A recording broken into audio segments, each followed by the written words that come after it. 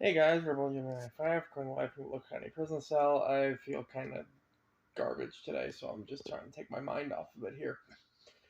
So I'm gonna do a matchup that I've actually thought about for a really long time. Um, for those you might not have, I might not have said this in a while actually. Or I might have deleted any videos where I said it, but my original intent on this channel was supposed to be to like just have an unrelated show of matchups.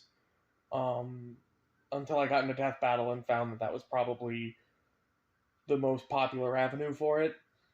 So I kind of latched onto that. But yeah, no, what I this is one that I kind of thought about for a really long time because I thought this was like the best thing for it. Now I knew this wasn't going to be a death battle, or at least in my mind, it wasn't going to be a death battle episode video that I was ever going to do because I was thinking like, oh well, there's only one death battle per person really, so like why would I do that? Well, lo and behold, that has very much not happened, and has actually not happened with one of these characters already. So there you go. So this is Deathstroke from DC versus Boba Fett from Star Wars.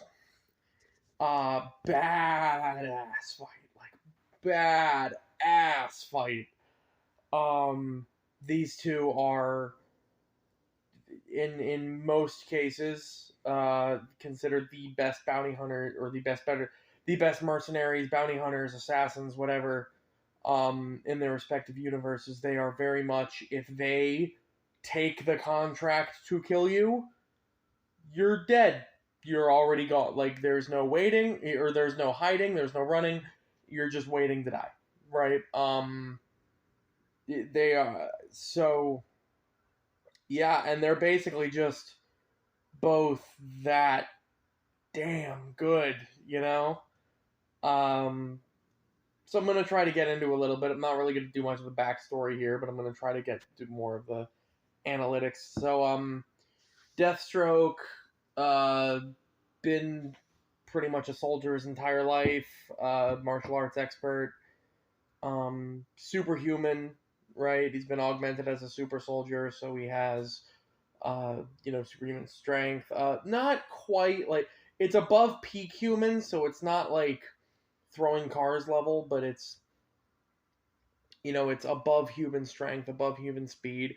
He has a healing factor, but it's kind of like the Inuyasha healing factor, as I like to call it, where it doesn't really affect the fight at hand. Um, like if he gets shot, he'll still have the bullet wound for pretty much the rest of the fight, but then like in a few hours it'll heal. So it's kind of like it's enough to keep him alive from not immediately fatal wounds, but uh, you know, but he's still gonna have to bear whatever injuries he takes. Um, he's an expert. He's also superhumanly intelligent, which is one thing that people don't usually account for. He's a master strategist, master tactician, and I believe some of this was attributed to the serum he took. So I mean, yeah, he's capable of like he's in the same line of with Batman, where if he has prep time, like if he is coming up with a plan to kill you, he can pretty much just take out anyone. Um, but he's also very, very good at thinking on his feet to the point where he's done things that Batman has done with prep time just on the fly. He regularly fights the Teen Titans like by himself. He fights an alien princess capable of like blowing up stars. He fights another martial arts expert with incredible utility and whatnot in Nightwing. He fights Beast Boy. He fights Cyborg, who's been able to hack the mainframe on Apocalypse. He's you know what I mean? Like he fights the Titans by himself. He's taken on not the entire JLA, but he's taken on, what was it? It was like Arrow, Canary, Zatanna, Hawkman, Kyle Rayner, Adam, Flash, like all of them at one time, and basically just. And again, this was Dr. Light ran into a bar, said, "The Justice League is outside. I will pay someone in here to kill them all." And he just goes, "Yeah, okay," and just walks out and just runs through them. Now he did end up losing that because Arrow snuck up behind him and stabbed him in his one good eye, but like he dismantled them piece by piece. He hit Canary and Zatanna in the throat so that they couldn't talk, or so that Canary couldn't scream, and that so Katana couldn't utter words, right? Couldn't do her magic. He cut off. He didn't even cut off Hawkman's harness. He waited for Hawkman to fly by him and just unsheathed his sword a little bit and leaned into it so that it cut itself off. He used his own willpower to overturn Kyle Rayner's and then broke his fingers so he could pull the ring off of him.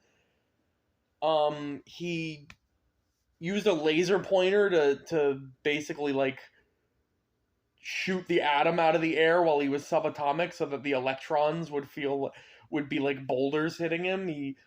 He planted bombs in a very specific pattern so that Flash would have to run at him in a straight line so that he could tag him. He tagged the Flash, by the way. I mean, yeah, he's also like he's quick enough on the draw to like shoot Kid Flash in the kneecap in their first encounter. He he just like he punches way above his weight just because he's able to like he's got the skills to execute these insane plans, and he's just smart enough to do them, right?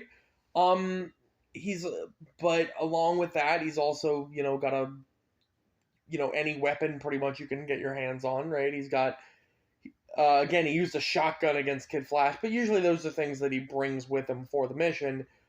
He's been known to use things like sniper rifles and whatever, but he usually carries around machine guns. He carries around, his sword, which is in some incarnations a promethium. Some incarnations it's just regular metal, but it's usually like considered to be stronger than regular metal. He usually carries, like I said, machine guns. He has his staff, which is also, I think it's made of nth metal, so it's like borderline indestructible, and it also generates energy so that it's capable of like firing. I think that was the thing, was that it's capable. It has its like own energy source, so it just keeps absorbing kinetic energy every time it hits somebody, and then it can fire kinetic energy out of it. So it's a staff with a laser in it, basically. His armor is in some incarnations made of nth metal, which is again energy absorbing, and in some incarnations lets you like manipulate gravity, but he's never really shown that. And then he has also his promethium armor, which is self-regenerating. That's more like the chainmail armor. So if it gets cut open, so I mean that isn't really as important because it's like, okay, if they can't get through it, if they can only get through his armor one time, that's a big deal. That's more like a fighting through multiple people sort of thing. But yeah, he's just one of the. I mean, the dude's just Batman on crack and trying to kill you. I mean, he's one of the most badass dudes in the DC universe, and it is probably he's just kind of like. Anytime I see him lose in any media, I go, that's bullshit, because the guy can pretty much do whatever. He does have that Batman or Joker factor of it's just like, yeah, I believe it, where he can just suspend any disbelief as a character. I mean, not like in his actual ability. But again, equally badass, somebody I would say that to is Boba Fett. If you told me Boba Fett took down any character in Star Wars canon, I'd be like, you know what? I'm not going to say it's impossible. Yeah, because Boba Fett is the clone son of Jango Fett, who's just a physical paragon. And, he was basically raised his entire life as a bounty hunter to, carry on his father's legacy. And, that's no small ask. The guy is, for pretty much the entirety of his adult life, the number one bounty hunter in the galaxy. He's the only other bounty hunter that I think was ever number one before him was either Cad Bane might have been before Boba was officially a bounty hunter. Dirge, but Dirge is also like cheating. Dirge is fucking superhuman. Um, and then his dad, really. But yeah, Boba is just kind of he's good enough. I mean, he gets the drop on Force users all the time. Even though they can sense others' presence, he's outsmarted, and he's just been a very cunning opponent. He's just like that kind of combatant where it's just like their prowess, not necessarily in their skill set, but just their prowess in terms of, they're just that good, they're that slick that they always, end up on top. Again, he's killed Jedi, he's taken lightsabers, he usually uses lightsabers, he's got things like flash grenades, he's got things like flamethrowers, again, anti-Jedi weapons, because he knows he's going to have to fight Jedi. Actually, the reason that they use concussion grenades and they use flamethrowers is because the energy that they emanate is sporadic, so it's hard to use force dissipation, which is something that you can use on energy, like the way they reflect force lightning. Yeah, the reason that they use that is because only like master level force users are capable of like containing fire, just due to the fact that it has a sporadic nature. We've seen it done, like we've seen Obi-Wan and Yoda do it, but it is difficult to do. He's got a missile in his backpack. He's got a jetpack, right? He has a jetpack. He usually carries a laser rifle, and in his helmet he's got things like what is it? He's got things like like thermal vision and whatnot, but those usually just help him. See, and that's where I'm gonna get to. So the thing with this fight is, like I said, these are two just badass individuals who, like, you cannot say, oh, they will not win, right? But again, both of these characters excel at going after a target, right? They both excel at like planning attack. They're not quite as they're both definitely good enough at hand-to-hand and random confrontation, but they both excel when they're like a hunter. One's a bounty hunter. So this fight being hand-to-hand exclusively would kind of be a disservice, right? This would probably happen in an environment where they were both able to, hide and try to get the drop on each other. But at the same time, you know what I mean? Like, is it really fair to do? I guess if you can do it for like Snake and Sam Fisher and stuff, being able to use their cunning, like their improvisational skills and whatnot, I think it would probably be necessary in a fight like this. So it wouldn't just be a hand-to-hand fight that would end with one of them out, like, weaponing each other. Because, like I said, Slade's biggest feature is the fact that he is superhumanly intelligent and he's a master strategist.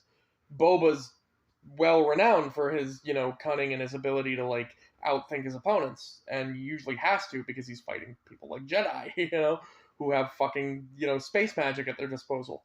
So, first of all, and this is the important thing,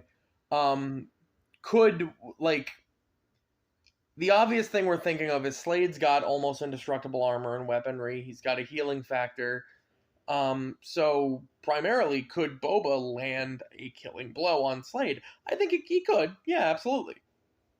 Absolutely. Because I mean, if we're not, like, in some cases he has nigh indestructible armor, but in most cases it's just called either really, really strong armor or it's regenerating armor. Well, as we know from many incarnations of different Boba fights, Boba usually carries around a lightsaber that he's taken off of a Jedi he's killed.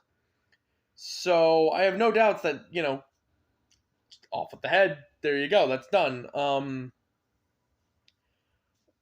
Slade's recovered from, like, having his head almost blown off, but he's never been decapitated. He can't, like, regrow limbs or anything. He also can't regrow an eye, apparently, but that's just neither here nor there. But would any of the guns or whatever kill him? Probably not. Would any of the explosions kill him? Probably not. That's probably Boba's best chance, is to kill him with a lightsaber. Um, does Slade have a way to kill Boba? Absolutely. I think anything. Now I will say Boba does have the Mandalorian armor, which is also nigh indestructible, and can actually repel lightsabers, which is what is a big source of pride for the Mandalorians. The only thing we've ever seen it be especially susceptible to is being superheated, where a weapon focused at continuously applying energy to the armor rather than trying to break through it will actually kill the user on the inside. It won't break through the armor, but it'll superheat the armor to the point where it kills the person wearing it. So I mean, very similar situations that we have one, and again, both of these people have been fighting their entire lives. So the edge, I think, does go to Deathstroke. I mean, because Deathstroke definitely at first glance looks like he's the definite winner. Like I said, with just being superhumanly strong, having a healing factor, but Boba pretty much has every quality that Deathstroke has. And again, like, can you ever say Boba Fett doesn't win? Right? Like, can you? I mean, yes, he's lost against Samus, but like, can you ever like count out Boba? But they put Boba Fett against Samus. Like, I'm sorry, Samus is really, that's pretty punching up for Boba. But again, that's what he does. Like Slade fights against the fucking Titans and shit like that. Boba fights against Jedi. He's fought Vader before. It's like, so I mean, who do I pick? I mean, picking a winner in this fight almost seems like impossible, just because they are both that fucking good, Um, but ultimately, who do I think is winning this? Yeah, I mean, I gotta give it to Deathstroke. I just think due to the range of opponents he fights and just the weapons that he keeps on him, like again, Deathstroke has a few targeted weapons, but mainly he just carries around things to kill people. Now, are bullets gonna do anything? No. Is a staff gonna kill Boba? No, but Boba also does carry a Mandalorian steel staff that, like I said, has resisted lightsabers and stuff. That was more from the Mandalorian that he had that, but still, like, but by that same point, like, I definitely like, actually, shit. Yeah, no, I'm still saying like, Slade just being more superhuman and whatnot, I think is the general it factor. I mean, and the fact that Boba has to carry anti-Jedi weapons just to survive in his world, which are good against everyone, but like not, but like especially good against Jedi. Um, and the healing factor on Slade's part, like I said, it's usually not a determining factor, but it's not doing Boba any favors. So I think Slade's gonna win this. But anyway, Verbal 95. Yeah.